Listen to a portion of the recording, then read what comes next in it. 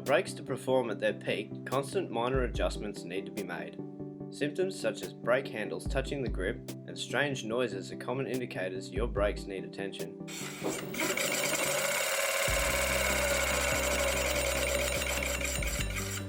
The first step when adjusting brakes is to loosen the two quick adjustment bolts. The first can be found on the brake lever as seen here.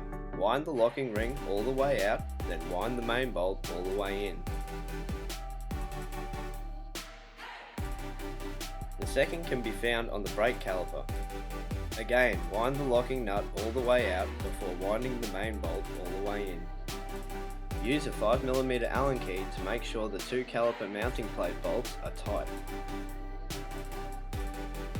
Next, use a 4mm Allen key to tighten the spring release arm bolt. Again, using the 5mm Allen key, remove the two main caliper fastening bolts.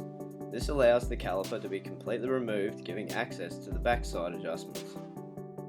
The backside adjustments are used to change the position of the inside or stationary brake pad. To do this, use a 2mm Allen key to loosen the grub locking screw on the top of the caliper. Once loose, a 5mm Allen key may be used to advance or retard the stationary brake pad. Ideally, the stationary brake pad should protrude from the red housing when viewed from the back. When installed on the scooter, the stationary brake pad should be as close to the brake disc as possible without physically touching it. Once adjusted, remember to re-lock the grub screw by tightening it with the 2mm Allen key. Fit the caliper back onto the scooter and re-tighten the two main bolts almost all the way. Before fully tightening the bolts, have an assistant squeeze the brake lever. This helps to center the brake caliper on the disc.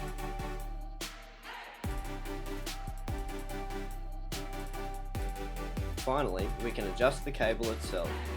Start by holding the end of the cable either with fingers or a pair of pliers and apply pulling pressure.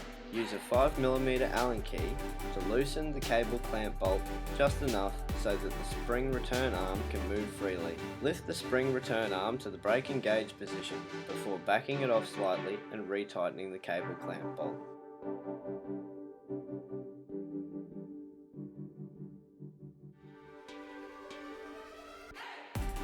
If done correctly, there will be little to no noise in the brakes,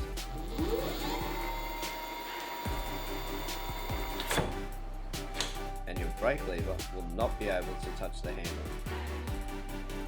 If there is still too much play in your brake lever, then use the adjustment bolts to fine-tune to your liking. These can also be used to adjust on the go without the need for tools.